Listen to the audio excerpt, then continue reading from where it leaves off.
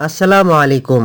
প্রিয় দর্শক, মানবজাতির পিতা পৃথিবীর প্রথম মানুষ হজরত আদম আলাইসাল্লামের সৃষ্টি এবং জীবনের সূচনা নিয়ে সমস্ত কাহিনী আমরা এই একটি ভিডিওর মাধ্যমে জেনে নেব, যা হয়তো আপনার আগে জানা ছিল না। মানুষ সৃষ্টির পূর্বের ঘটনা। মহান আল্লাহ তাআলা মানুষ সৃষ্টি করার বহু আগে আসমান, জমিন, পাহাড়, নদী, সাগর, সূর্য, চন্দ্র এবং অসংখ্য জিনিস সৃষ্টি করেছিলেন। মানুষের আগেই পৃথিবীতে জিন জাতির অস্তিত্ব ছিল। আল্লাহ তাআলা জিনদেরকে আগুনের শিখা থেকে সৃষ্টি করেছিলেন। জিনদের মধ্যে অনেকেই আল্লাহ তাআলার ইবাদত করত, আবার অনেকেই আল্লাহর অবাধ্য হয়ে পড়েছিল। তারা পৃথিবীতে ফাসাদ, রক্তপাত এবং অন্যায় অত্যাচার শুরু করেছিল। তখন আল্লাহ তাআলা ফেরেশতাদের মাধ্যমে জিনদের অনেককেই ধ্বংস করে দিয়েছিলেন। এরপর আল্লাহ তাআলা এমন একটি সৃষ্টির সিদ্ধান্ত নিলেন যে হবে আল্লাহ তাআলার প্রতিনিধি, যার থাকবে নিজস্ব জ্ঞান, বিবেক, চিন্তা শক্তি এবং স্বাধীন ইচ্ছা।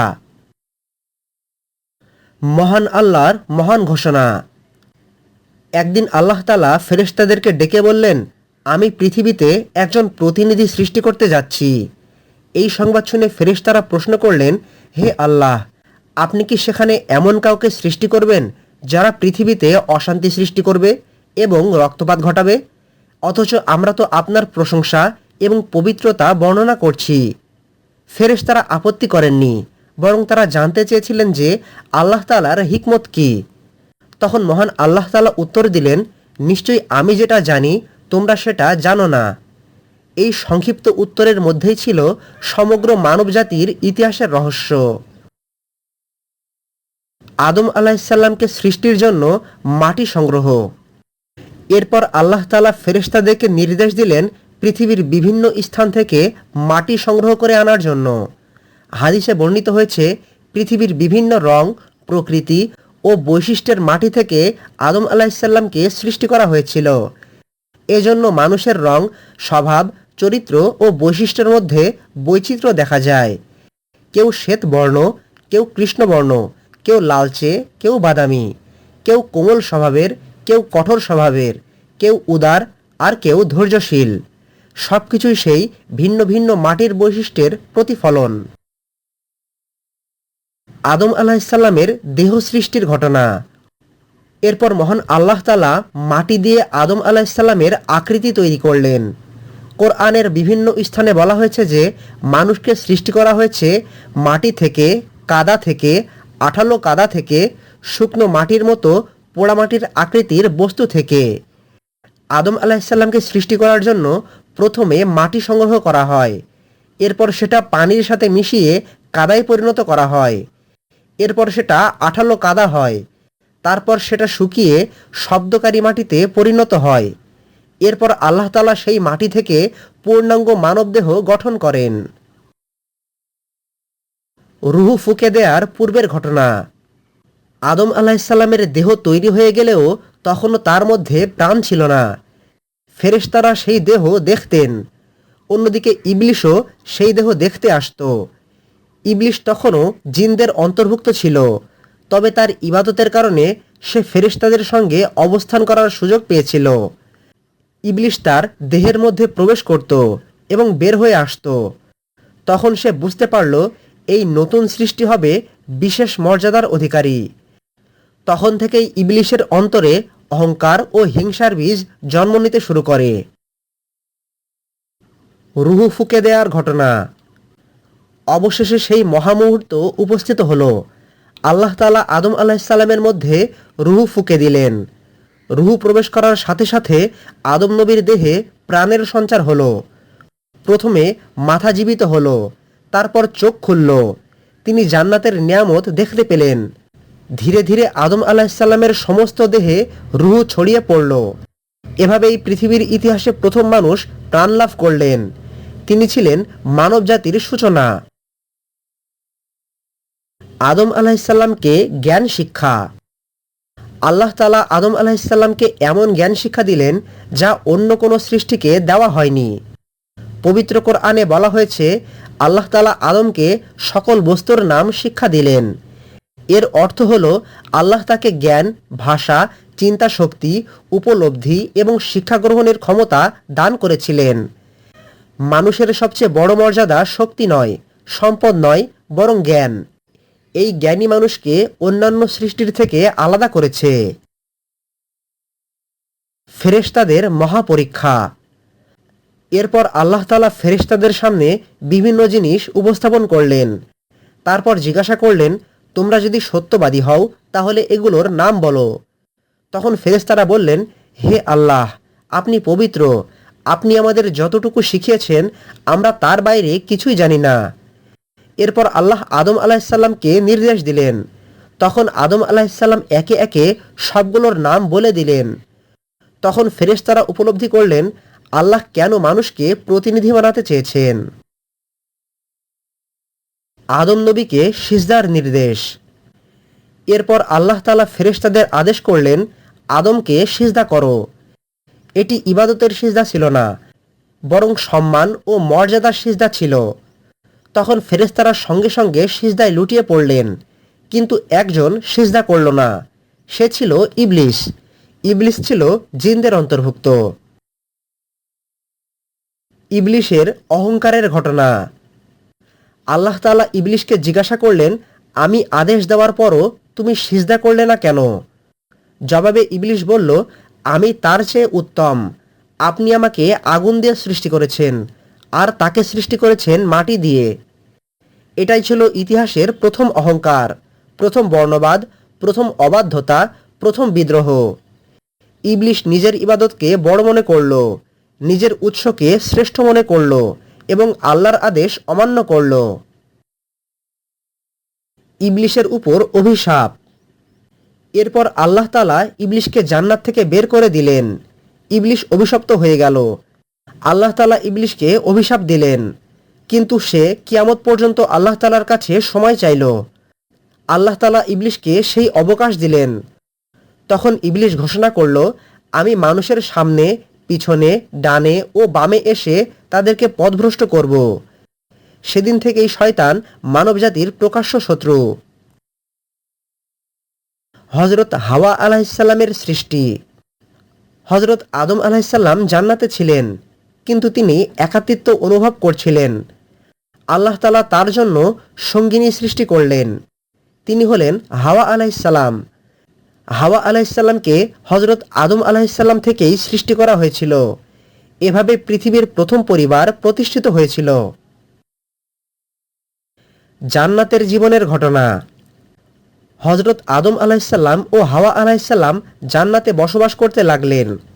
তাদের জন্য ছিল অফুরন্ত নেয়ামত। ক্ষুধা নেই, তৃষ্ণা নেই, কষ্ট নেই, রোগ নেই, দুঃখ নেই। তারা যা চাইতেন তাই পেতেন। শুধু একটি নির্দেশ ছিল।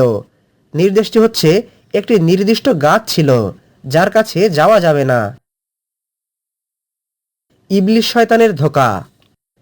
ইবলিস মানুষের শত্রু হিসেবে তার প্রথম পরিকল্পনা শুরু করল। ইবলিস আদম ও হাওয়া আলাইহিসসালামের কাছে এসে বলল, আমি তোমাদের কল্যাণকামী। নিষিদ্ধ বৃক্ষের ফল খাওয়ার ঘটনা। আল্লাহ তাআলা যেই গাছের কাছে যেতে আদম ও হাওয়া আলাইহিসসালামকে নিষেধ করেছিলেন, ইবলিস সেই গাছের উদ্দেশ্যে বলল, এই গাছের ফল খেলে তোমরা অমর হয়ে যাবে। এরপর ইবলিস বারবার প্ররোচনা দিতে দিতে সে তাদেরকে বিভ্রান্ত করে ফেলল। অবশেষে আদম ও হাওয়া আলাইহিসসালাম সেই নিষিদ্ধ বৃক্ষের ফল খেয়ে ফেললেন। ফল খাওয়ার সাথে সাথেই তারা তাদের নিজেদের ভুল বুঝতে পারলেন। এরপর তাদের লজ্জাবোধ সৃষ্টি হলো। তারা জান্নাতের পাতা দিয়ে নিজেদের আবৃত করতে লাগলেন। এরপর আল্লাহ তাআলা তাদেরকে ডাকলেন এবং তাদের ভুলের কথা তাদেরকে স্মরণ করিয়ে দিলেন। জান্নাত থেকে পৃথিবীতে অবতরণ। এরপর আল্লাহ তাআলা আদম ও হাওয়া আলাইহিসসালাম এবং ইবলিসকে পৃথিবীতে পাঠিয়ে দিলেন। পৃথিবী হবে মানুষের পরীক্ষার স্থান। এখানে থাকবে সুখ, দুঃখ, রোগ, মৃত্যু, পরীক্ষা ও সংগ্রাম। আর এই পরীক্ষার ফলাফলের ভিত্তিতেই নির্ধারিত হবে চিরস্থায়ী জান্নাত অথবা জাহান্নাম। আদম আলাইহিসসালাম ভুল করার পর অহংকার করেননি, বরং তওবা করেছিলেন। হযরত আদম আলাইহিসসালাম বলেছিলেন, হে আমাদের রব, আমরা নিজেদের উপর জুলুম করেছি। যদি আপনি আমাদের ক্ষমা না করেন এবং দয়া না করেন, তবে আমরা অবশ্যই ক্ষতিগ্রস্তদের অন্তর্ভুক্ত হব। এরপর মহান আল্লাহ তাআলা তার তাওবা কবুল করলেন। এখানে মানবজাতির জন্য একটি বিশাল শিক্ষা রয়েছে। মানুষ ভুল করতেই পারে, কিন্তু ভুলের পর আল্লাহর দিকেই ফিরে আসতে হবে। পৃথিবীতে মানবজাতির সূচনা। হযরত আদম আলাইহিসসালাম পৃথিবীতে এসে পরিবার গঠন করলেন। তাদের সন্তান জন্ম নিতে থাকে। ধীরে ধীরে পৃথিবীতে মানুষের সংখ্যা বৃদ্ধি পেতে থাকল। এভাবেই মানব সভ্যতার সূচনা হলো।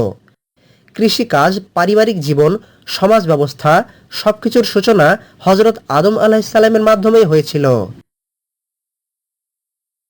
কাবিল ও হাবিলের ঘটনা। আদম আলাইহিসসালামের সন্তানদের মধ্যে কাবিল ও হাবিলের ঘটনা উল্লেখযোগ্য, কেননা সেখানেই ঘটেছিল মানবজাতির প্রথম হত্যাকাণ্ড। আদম আলাইহিসসালামের প্রতিবার জোড়া সন্তান জন্মগ্রহণ করত। একটি হতো ছেলে আর একটি হতো মেয়ে। প্রতি জোড়ার ছেলে সন্তানের সাথে অন্য জোড়ার মেয়ে সন্তান, আর প্রতি জোড়ার মেয়ে সন্তানের সাথে অন্য জোড়ার ছেলে সন্তানের বিয়ে দেওয়ার নিয়ম ছিল। সেই অনুযায়ী কাবিলের বিবাহ হওয়ার কথা ছিল হাবিলের যমজ বোনের সাথে, আর হাবিলের বিবাহ হওয়ার কথা ছিল কাবিলের যমজ বোনের সাথে। কিন্তু কাবিলের যমজ বোন বেশি সুন্দরী ছিল। এই জন্য কাবিল নিজের যমজ বোনকে বিবাহ করতে চাইল, যেটা আদম আলাইহিসসালামের শরীয়ত অনুযায়ী হারাম ছিল এবং নিষিদ্ধ ছিল। আদম আলাইহিসসালাম এটা করতে কাবিলকে নিষেধ করলেন, কিন্তু কাবিল তাতে রাজি হলো না। এরপর আদম আলাইহিসসালাম কাবিল ও হাবিলকে কুরবানি করতে বললেন। হাবিল পশুপালন করত। সে তার পশু থেকে একটা উৎকৃষ্ট পশু কুরবানি করল। অন্যদিকে কাবিল চাষাবাদ করত। সে তার ফসল থেকে খুব নিম্নমানের ফসল কুরবানি করল। এরপর মহান আল্লাহ তাআলার পক্ষ থেকে হাবিলের কুরবানি কবুল হলো, আর কাবিলের কুরবানি হলো না। এতে কাবিল আরও বেশি অসন্তুষ্ট হয়ে পড়ল। এরপর একদিন কাবিল হাবিলকে হত্যা করল। এটিই ছিল মানবজাতির প্রথম হত্যাকাণ্ড। হিংসা ও ঈর্ষার কারণে কাবিল নিজের ভাইকেই হত্যা করেছিল। এর মাধ্যমে পৃথিবীতে প্রথম রক্তপাত সংঘটিত হয়, যেটা প্রমাণ করে যে মানুষের সামনে সবসময়ই দুইটি পথ থাকে। একটি হলো নেকির পথ, আর অন্যটি হলো গুনাহের পথ। আদম আলাইহিসসালামের মৃত্যু। দীর্ঘ জীবন অতিবাহিত করার পর হযরত আদম আলাইহিসসালামের মৃত্যুর সময় উপস্থিত হলো। ফেরেশতারা আদম আলাইহিসসালামের রূহ কবজ করলেন। আদম আলাইহিসসালামের জানাজা ও দাফনের পদ্ধতি মানবজাতিকে শিক্ষা দেওয়া হলো। পৃথিবীর প্রথম মানুষের পার্থিব জীবন এভাবেই সমাপ্ত হলো, কিন্তু তার শিক্ষা, তার তাওবা, তার ঈমান এবং তার ইতিহাস আজও মানবজাতিকে পথ দেখায়। আদম আলাইহিসসালামের জীবনী থেকে শিক্ষা। মানবজাতির প্রথম পিতা আদম আলাইহিসসালামের জীবন আমাদেরকে স্মরণ করিয়ে দেয় আমরা সবাই এক পিতামাতার সন্তান। তাই অহংকার, বর্ণবাদ ও অন্যায় থেকে দূরে থেকে আল্লাহ তাআলার আনুগত্যের পথে চলাই আমাদের প্রকৃত সফলতা। আদম আলাইহিসসালামের ইতিহাস আমাদেরকে শেখায় মানুষের মর্যাদা হচ্ছে জ্ঞানে, অহংকার হচ্ছে ধ্বংসের কারণ, শয়তান হচ্ছে মানুষের চিরশত্রু। ভুল করলে তওবা করতে হবে। আল্লাহ তাআলা মহান এবং ক্ষমাশীল। পৃথিবী হচ্ছে পরীক্ষার স্থান। সফলতা কেবল আল্লাহ তাআলার আনুগত্যে। আল্লাহ তাআলা আমাদের সবাইকে আদম আলাইহিসসালামের জীবনী থেকে শিক্ষা নিয়ে উপকৃত হওয়ার তৌফিক দান করুন। আমিন। কোরআন সুন্নাহের জ্ঞান অর্জন করতে এবং প্রতিনিয়ত ইসলামিক ভিডিও পেতে আমাদের চ্যানেলের সঙ্গে সংযুক্ত থাকুন। আসসালামু আলাইকুম ওয়া রাহমাতুল্লাহি ওয়া বারাকাতুহু।